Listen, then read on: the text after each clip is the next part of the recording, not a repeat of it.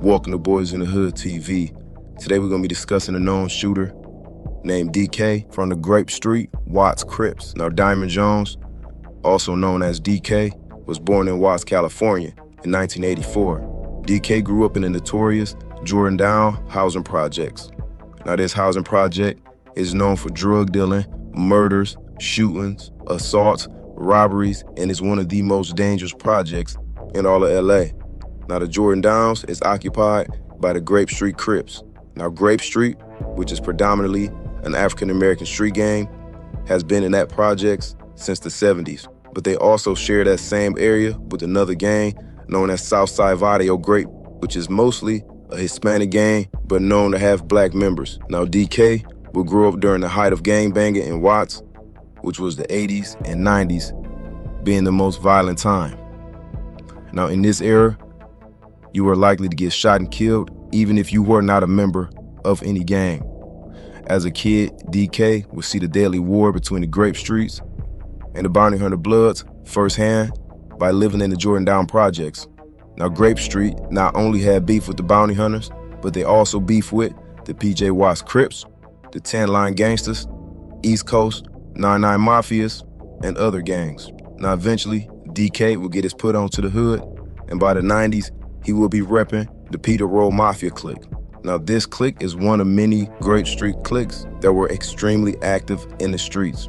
Now although in the streets, DK, like many of his homies, would attend Jordan High School. Now Jordan High School was known for having repeated fights, which involved gangs like Grape Street and the PJ Watts Crips. Now DK would be best friends with the star athlete Brandon Bullard, aka BL or Beezy, from Grape Street Crips. Now BL played football for Jordan High School and was potentially being scouted by different colleges.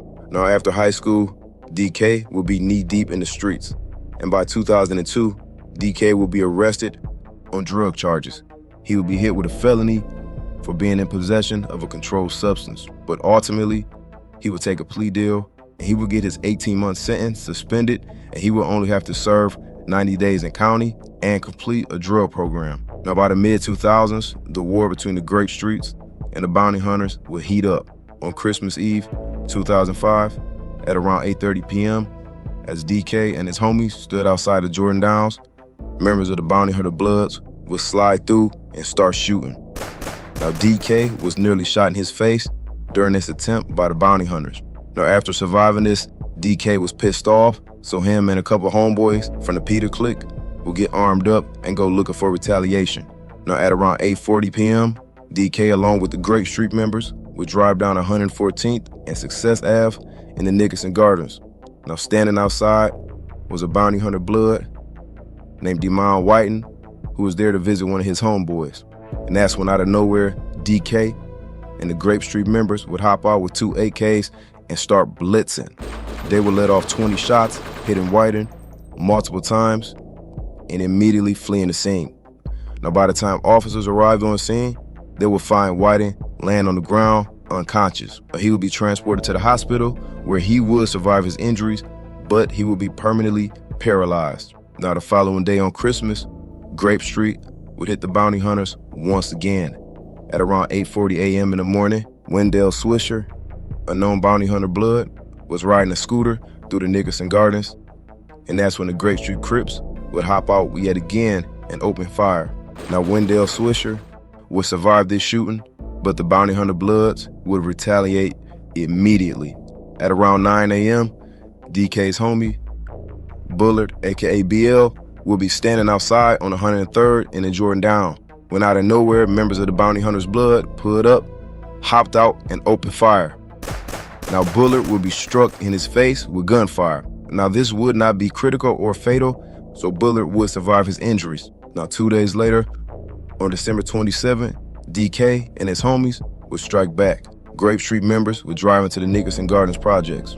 Now at the time, a black P-Stone member named Dar Harris was visiting his girlfriend who stayed in the Nickerson Gardens. Now as Harris walked on 114th Street, allegedly DK and the Grape Street Crips would open fire. Harris would be struck multiple times and he would die at the scene. After these multiple back and forth shootings, detectives would start to investigate these string of shootings immediately and gather statements from witnesses. Now, one witness would come forward named Catherine, and she would tell police that she saw a black male fleeing the scene after the murder of Harris.